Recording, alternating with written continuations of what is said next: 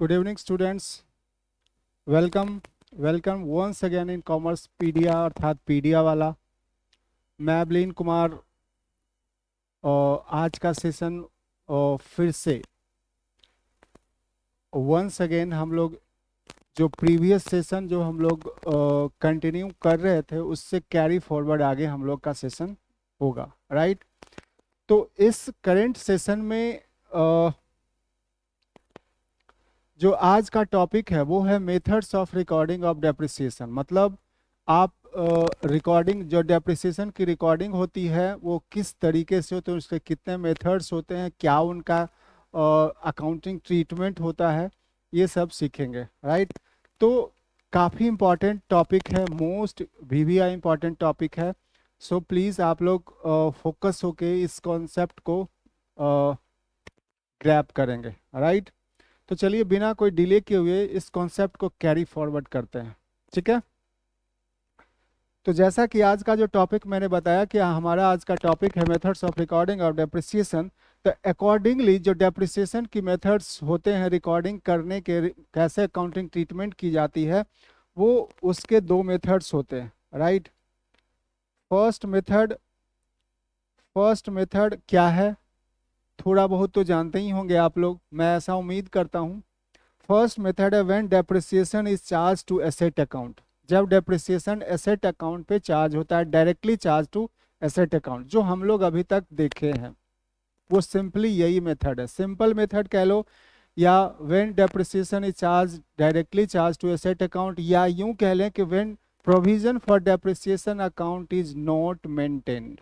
कभी कभी लिखा हुआ रहेगा कि provision for depreciation account maintain नहीं होगा, तो इसका मतलब ये है कि वो सिंपल मेथड है, अर्थात वो जो कहना चाह रहा है directly charge to asset account, ठीक है। तो directly charge to asset account एक सिंपल मेथड से, इसमें कोई प्रॉब्लम नहीं होगी। कुछ को बेसिक कॉन्सेप्ट है, मैंने हालांकि पहले भी मैंने डिलीवर किया हुआ है, आज भी डिलीवर करूंगा बेसिक से। हर एक छोटा इंग्रेडिएंट्स जो आपके कॉन्सेप्ट को बिल्ड करेगा, जो आपके नॉलेज को इन्हांस करेगा, आज मैं आपको डिलीवर करूंगा, राइट। तो सब इसका मतलब है कि directly charge to asset account, that means depreciation जो है वो डायरेक्टली चार्ज हो रहा है किस पे, एसेट अकाउंट पे। इसका मतलब ये है, और जो आप लोग अभी तक जानते हो वो यही है। एंट्री क्या होता है, एंट्री होता है depreciation account DR to asset account. इसी चीज को, इसी एंट्री को आप कह सकते हो इन अदर वर्ड्स कि ये जो है वो directly charge to asset account है, या इन अदर वर्ड्स आप कह सकते हैं कि provision for depreciation account maintain नहीं हो रहा है, ठीक है। तो ये जो एंट्री कैसे हुआ ये मैंने पहले भी समझाया, आज भी समझा रहा हूँ। डेप्रिसिएशन डेबिट हुआ, दैट मीन्स डेप्रिसिएशन जो according to modern classification of accounts के अकॉर्डिंग मैंने बताया था पहले, वो वीडियो आप लोग देख लेना, डिस्क्रिप्शन में मैंने दिया हुआ है कि जो डेप्रिसिएशन होता है according to modern classification of accounts वो एक्सपेंस अकाउंट में एक्सपेंस होता है। मैंने प्रोविजन भी बताया कि depreciation according to income tax act जो प्रोविजन बताता है वो आप एक्सपेंस की तरफ से ट्रीट कर सकते हो, राइट। सो डेप्रिसिएशन एक्सपेंस होता है, और एक्सपेंस कहाँ फॉल करेगा, एक्सपेंस अकाउंट में। और एक्सपेंस हमारा डेप्रिसिएशन चार्ज करने से एक्सपेंस हमारा इंक्रीज किया, तो rules of modern classification of debit, modern classification of accounts के according rules of debit credit क्या होता है, एक्सपेंस का जो रूल होता है कि अगर एक्सपेंस इंक्रीज किया तो डेबिट, तो एक्सपेंस हमारा इंक्रीज किया, अकॉर्डिंगली ये डेबिट हो गया। एसेट हमारा एसेट अकाउंट में फॉल करेगा, एसेट हमारा डेप्रिसिएशन लगने से उसकी वैल्यू डिक्रीज हो गई। You know very well, chapter के बिगनिंग से बताया कि डेप्रिसिएशन चार्ज होने से उसकी एसेट की वैल्यू क्या हो जाती है, डिक्रीज हो जाती है। और ये डिक्रीज होने के कारण रूल्स ऑफ डेबिट क्रेडिट के कारण एसेट अकाउंट का जो रूल्स ऑफ डेबिट क्रेडिट है वो ये बताता है कि अगर ये डिक्रीज हुआ तो क्रेडिट, ठीक है। At the same time traditional classification of accounts, आप लोग जानते हो, यू नो ट्रेडिशनल क्लासिफिकेशन कि डेप्रिसिएशन क्या होता है, एक्सपेंस होता है, और एक्सपेंस जो होता है वो नॉमिनल अकाउंट में फॉल करता है। और नॉमिनल अकाउंट का रूल्स ऑफ डेबिट क्रेडिट क्या है कि all expenses and losses are debited, right. तो देखो एक्सपेंस क्या हो गया, डेबिट हो गया। एसेट, रियल अकाउंट में फॉल करता है, जितने भी एसेट होते हैं वो रियल अकाउंट में फॉल करते हैं। और रियल अकाउंट में क्या हुआ, एसेट की वैल्यू डिक्रीज हो गई, गोज आउट हो गई, उसके वैल्यू में डिक्रीज हो गया, अर्थात उतनी की वैल्यू गोज आउट हो गई, जिसके कारण जो रूल्स ऑफ डेबिट होता है, डेबिट क्रेडिट, रियल अकाउंट का debit what comes in, credit what goes out, तो जो गोज आउट हो गया वो क्रेडिट हो गया। तो मैंने यहाँ पे ट्रेडिशनल और मॉडर्न दोनों क्लासिफिकेशन अकॉर्डिंग जो रूल्स ऑफ डेबिट क्रेडिट है मैंने आपको प्रेजेंट कर दिया। तो अकॉर्डिंगली जो हमारा टॉपिक था directly charge to asset account, तो कैसे हुआ first entry, depreciation to asset कैसे हुआ, मैंने दोनों मेथड से दिखाया, right. I hope you are getting now. दूसरा, अगर अगर आप डेप्रिसिएशन आप एक्सपेंस मानते हो तो आप पीएल में दिखाओगे, ये जनरल एंट्री होती ही है, ये साइमल्टेनियसली दोनों जनरल एंट्री होती है। तो ये profit and loss account DR to depreciation account. इसी मेथड्स को जो कुछ भी आप जर्नल एंट्री देखे, जो ट्रीटमेंट आपको यहाँ पे प्रेजेंट किया गया, इसी ट्रीटमेंट को बोला जाता है when depreciation is charge to asset account, अर्थात प्रोविजन मेंटेन नहीं हो रहा। क्लियर है? तो फर्स्ट मेथड आपको आई होप क्लियर हो गया। इसका प्रेजेंटेशन कैसे आप अपने बुक्स ऑफ अकाउंट में दिखाओगे, जब पीएल अकाउंट बनाओगे तो पीएल में डेप्रिसिएशन एक्सपेंस होता है, तो वो डेबिट साइड में दिखा, ऑल एक्सपेंसेस आर डेबिटेड, जो यहाँ पे दिखाई दिया, राइट। क्योंकि इस जर्नल एंट्री का लेजर पोस्टिंग करोगे तो ये लेजर पोस्टिंग के तौर पे दिखाई देगा।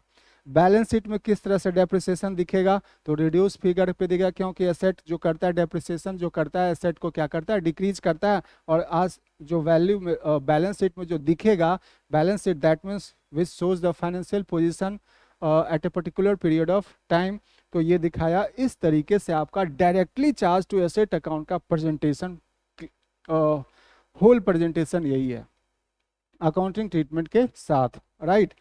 नेक्स्ट है दूसरा मेथड है, सेकंड मेथड है, जो मैं बताऊंगा आगे कि सेकंड मेथड में, सेकंड मेथड तो अभी है, बट फर्स्ट मेथड के बारे में जो कुछ भी बताया गया कि अभी यहाँ पे जो कुछ भी मैंने बोला कि फर्स्ट मेथड क्या कहता है, directly charge to asset account बताता क्या है, तो कहता है कि directly charge to asset account that means जब प्रोविजन मेंटेन ना हो और depreciation is directly charge to asset account, और एसेट क्या होता है वहाँ क्रेडिट हो जाता है। तो जो कुछ भी मैंने अभी प्रेजेंटेशन के तौर पे दिया वो टेक्स्ट के फॉर्म में आपके पास एग्जामिनेशन कंटेंट के रूप में प्रेजेंटेड है, राइट।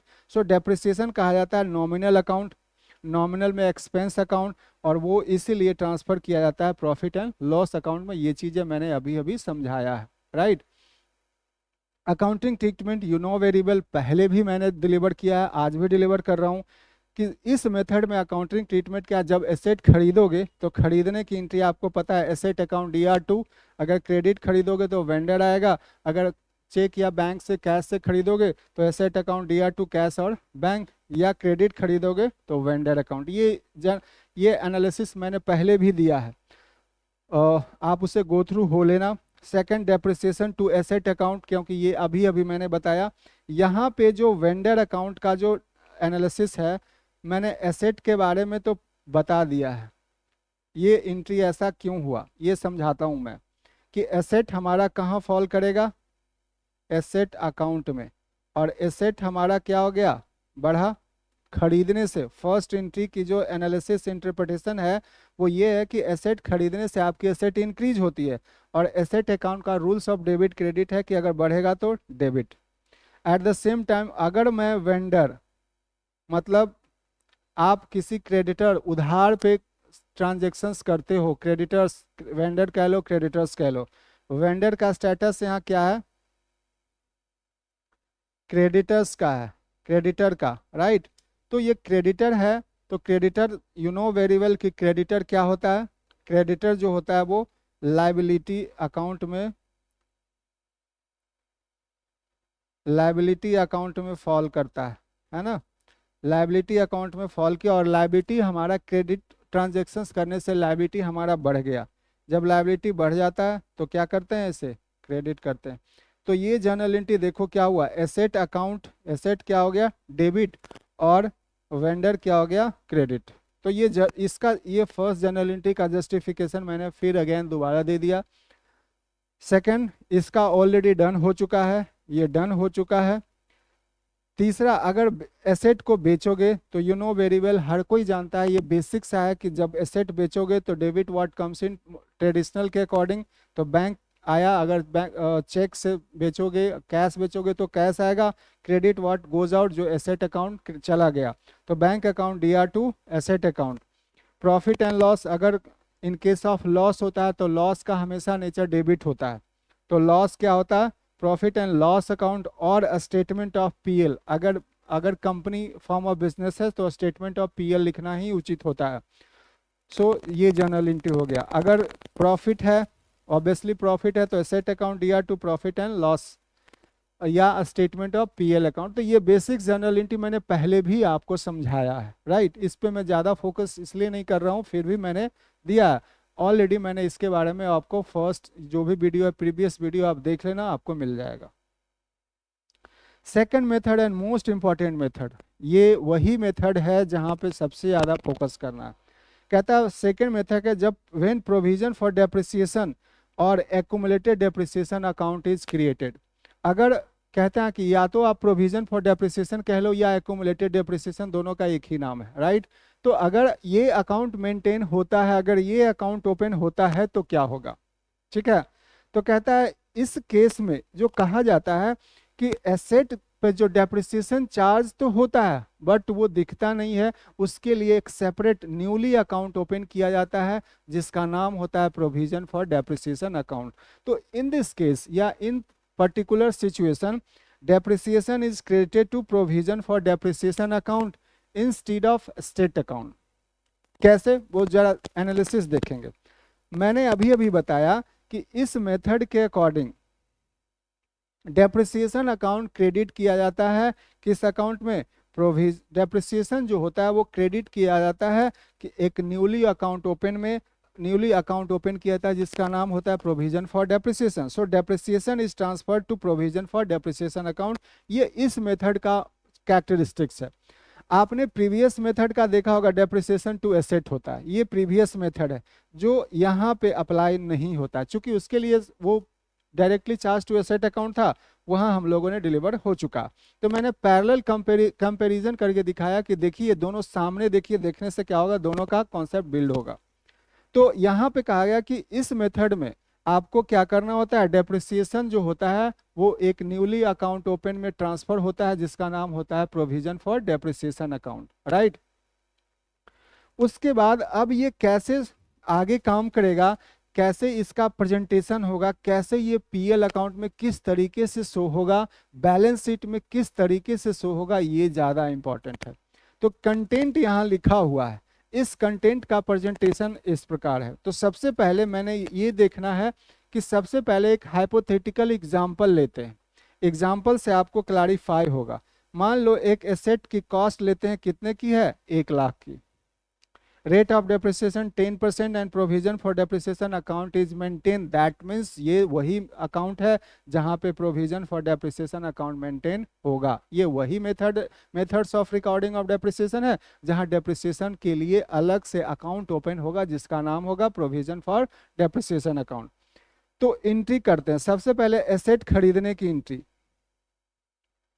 एसेट जो परचेज होता है तो asset account DR to bank account, right. दूसरा डेप्रिसिएशन, अगर जब डेप्रिसिएशन चार्ज होगा, हालांकि इसका अभी पूरा जर्नल एंट्री आगे बताएंगे, फिलहाल एक हाइपोथेटिकल एग्जांपल लेकर के मैंने आपको समझाया कि कैसे क्या होगा, है ना, और ये कैसे प्रेजेंट होगा, किस तरीके से शो होगा बैलेंस शीट में और किस तरीके से ये पीएल में दिखाई देगा। तो इसका अब डेप्रिसिएशन, जितना भी अमाउंट ऑफ डेप्रिसिएशन होता है वो ट्रांसफर हो जाएगा प्रोविजन फॉर डेप्रिसिएशन, अर्थात 10,000। 1 लाख का 10% 10,000, तो depreciation account DR to provision for depreciation 10,000 and then statement of PL account DR to depreciation, क्योंकि ये पीएल में तो ट्रांसफर होगा ही ना। तो ये जितना भी डेप्रिसिएशन है वो एक न्यूली अकाउंट में ट्रांसफर किया जा रहा है जिसको कहते हैं प्रोविजन फॉर डेप्रिसिएशन अकाउंट। अब ये प्रेजेंट कैसे होगा, कैसे दिखेगा, तो कहते हैं कि एसेट अकाउंट, इसकी खासियत क्या है, देखिए पहले मैं थ्योरी में यहाँ पे थोड़ा सा बता दूं। कहता है इन द बैलेंस शीट, जब भी provision for depreciation account maintain होगा तो बैलेंस शीट में एसेट जो शो होगा वो ओरिजिनल कॉस्ट पे होगा हमेशा, और वो कैसे मैं अभी दिखाऊंगा, उसका प्रेजेंटेशन आपको दिखेगा। And the amount of depreciation provided in the provision for depreciation account जो शो होगा वो लाइबिलिटी साइड में शो होगा। मतलब जितना भी प्रोविजन, जितना भी डेप्रिसिएशन का अमाउंट ट्रांसफर हुआ है प्रोविजन फॉर डेप्रिसिएशन अकाउंट में, वो सारे के सारे अमाउंट कहाँ दिखाई देंगे? बैलेंस शीट की लायबिलिटी साइड में। एक तरीका, दूसरा तरीका और भी है, मैं बताऊंगा। तो इस तरीके से इसका प्रेजेंटेशन देखा जाए जो मैंने अभी बोला। तो एसेट अकाउंट के बारे में बोला कि एसेट अकाउंट हमेशा किस रूप में दिखाई देगा? ओरिजिनल कॉस्ट में। मतलब डेप्रिसिएशन चार्ज तो होगा बट दिखाई नहीं देगा। दिखाई कैसे देगा? वो इस प्रकार होगा, जब भी एसेट अकाउंट ओपन करोगे तो ये एसेट का लेजर होता है। लेजर जब खरीदने की एंट्री होती है, जब भी एसेट खरीदा तो एसेट अकाउंट दिया टू बैंक 1 लाख, और जब फाइनेंशियल ईयर क्लोज होगा, मान लो कि ये हमने 1 अप्रैल 2019 को, हाइपोथेटिकल एग्जांपल मैंने लिया है, 1 अप्रैल 19 को खरीदा, और तो इसकी फाइनेंशियल ईयर क्लोज कब होगी? 31 मार्च 2020। तो ये बैलेंस C/D हो गया, क्योंकि इसकी जो जर्नल एंट्री है, मैंने अभी बताया कि depreciation to provision for depreciation, इसमें तो कुछ अलग सा है ही नहीं, है ना, इसमें कुछ भी अलग सा नहीं है। और depreciation to provision for depreciation asset to bank, और ये स्टेटमेंट ऑफ PL। तो देखा जाए कि यहाँ पे कुछ और भी है नहीं, जर्नल एंट्री और भी बेहतर तरीके से समझाएंगे। फिलहाल समझते हैं कि कैसे ये दिखेगा।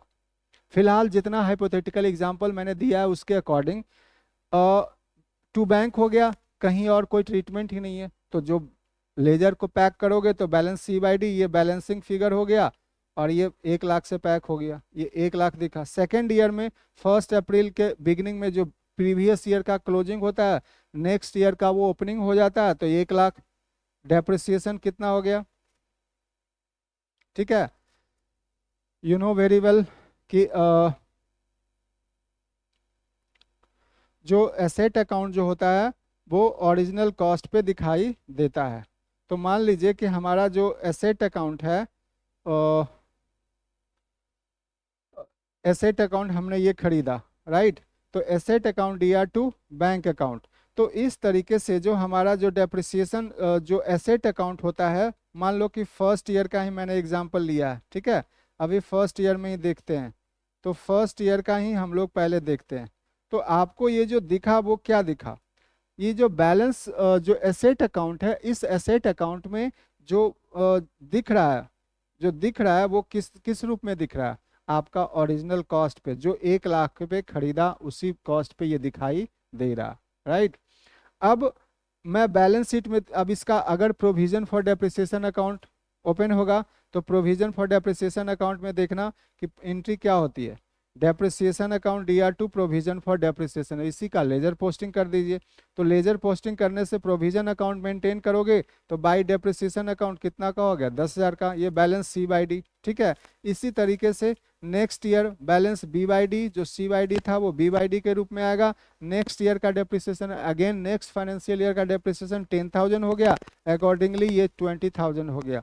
इस तरीके से ये प्रेजेंटेशन दिख रहा है। दूसरा है कि बैलेंस शीट में किस तरीके से दिखेगा, जो अभी अभी मैंने बताया। बैलेंस शीट में ये देखिए एसेट जो है अपने ओरिजिनल कॉस्ट पे दिख रहा है, 1 लाख तो 1 लाख। तो प्रोविजन फॉर डेप्रिसिएशन कहाँ दिख रहा है? लायबिलिटी साइड में। यू नो बैलेंस शीट का जो फॉर्मेट होता है, यू नो वेरी वेल। तो ये प्रोविजन फॉर डेप्रिसिएशन कहाँ दिख रहा है? लायबिलिटी साइड में। हाँ, दूसरा तरीका भी है कि आप इसे asset account less provision for depreciation इस तरीके से भी दिखा सकते हो, राइट। तो ये तरीका है, ये मेथड्स है, ये methods of recording of depreciation है जो इस तरीके से प्रेजेंट किया जाता है, राइट।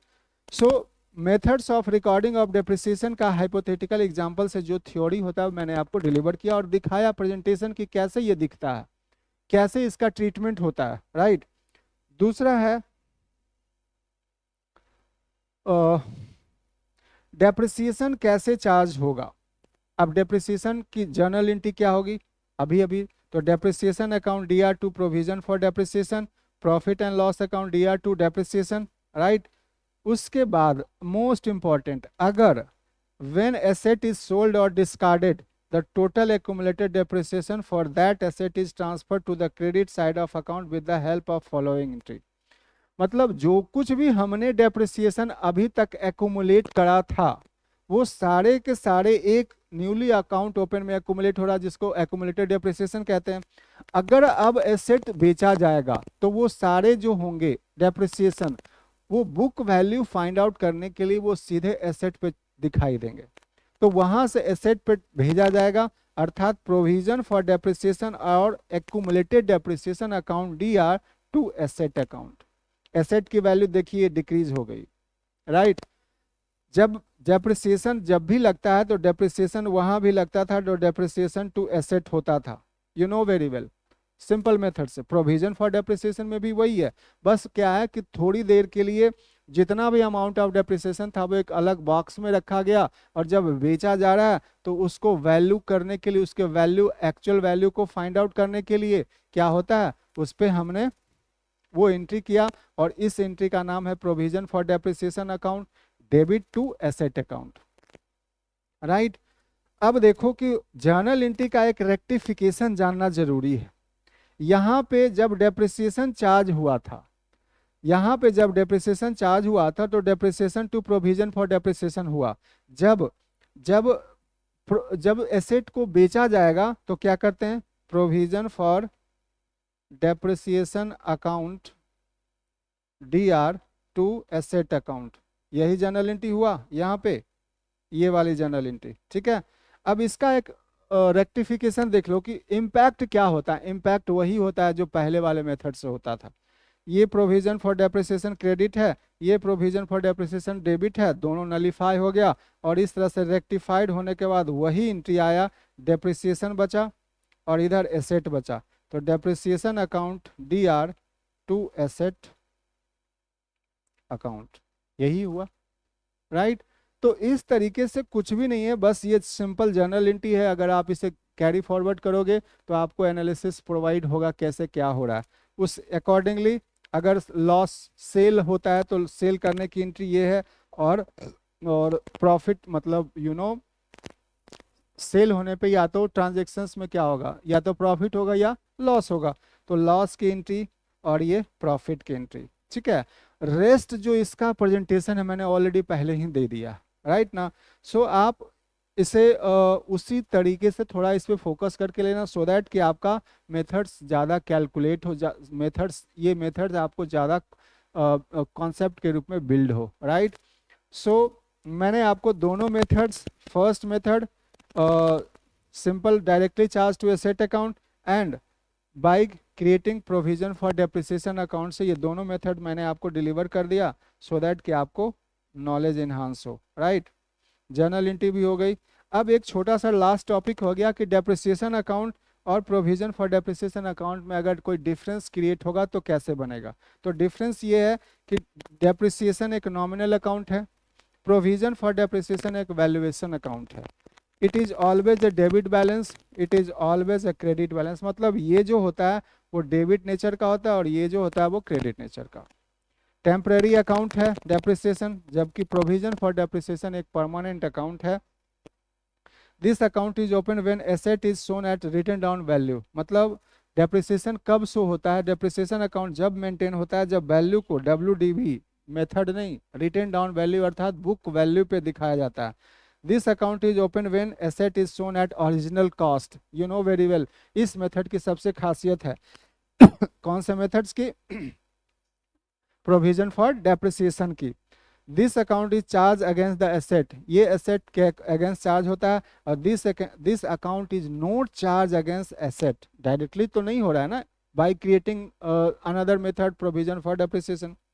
सो इस तरीके से बैलेंस शीट के बारे में मैंने आपको दोनों के बारे में बताया कि this account appear in the profit and loss but not in the balance sheet, this account appear in the balance sheet but in this account appear in balance sheet but not in the profit and loss account. ये balance sheet में दिखता है but profit and loss में नहीं दिखता, ये PL में दिखता है बट बैलेंस शीट में नहीं दिखता, राइट। तो ये सारे तरीके हैं जो आपको फाइंड आउट करने होते हैं, सो दैट कि आपके एग्जामिनेशन कंटेंट में ये कभी कभार क्वेश्चन आ जाता है थ्योरी के लिए, तो आप इसे अटेम्प्ट कर लेना। तो आज का सेशन इतना ही तक था। हमारा इम्पॉर्टेंट मकसद था ये कि कैसे एसेट को बताया जाए, कि methods of recording of depreciation कैसे हो रहा है, उसका फुल प्रेजेंटेशन मैंने आपको इस मेथड्स के दोनों मेथड्स के थ्रू मैंने आपको डिलीवर किया हुआ है। आई होप आप इसे एंजॉय कर पाएंगे। मैंने अपने एंड से काफ़ी एफर्ट लगाया है। एक क्वेश्चन कल कमेंट एक स्टूडेंट ने कमेंट किया हुआ था, कल का सेशन में एक बच्चा ने कमेंट किया हुआ था कि प्रीवियस सेशन में जो मैंने क्वेश्चन बनाया था, उस क्वेश्चन में आपका जो किसी ने पूछा था थर्ड मशीनरी की, ये जो थर्ड मशीनरी है,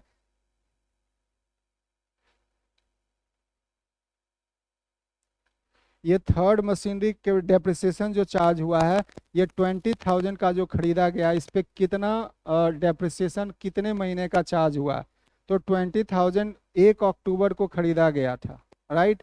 1 अक्टूबर को खरीदा गया, तो मैंने शायद कैलकुलेशन किया हुआ है, यहाँ मैंने लिखा है, ये देखिए थर्ड मशीनरी पे डेप्रिसिएशन फॉर 20,000 3 मंथ्स, 3 मंथ्स का डेप्रिसिएशन चार्ज हुआ, राइट। तो 3 मंथ्स का डेप्रिसिएशन चार्ज होने के अकॉर्डिंग आपका जो क्वेश्चन था वो यही है कि कितने मंथ्स का डेप्रिसिएशन चार्ज हुआ। तो 3 मंथ्स का इस पे डेप्रिसिएशन चार्ज हुआ था।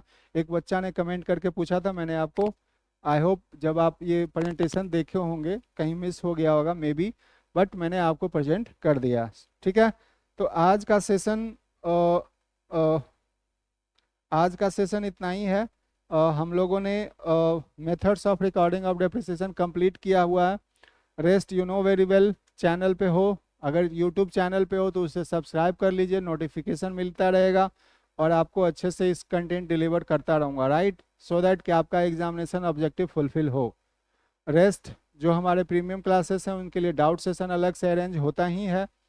तो मिलते हैं नेक्स्ट क्लास में नेक्स्ट फ्रेश कॉन्सेप्ट के साथ। तब तक के लिए good night and good bye.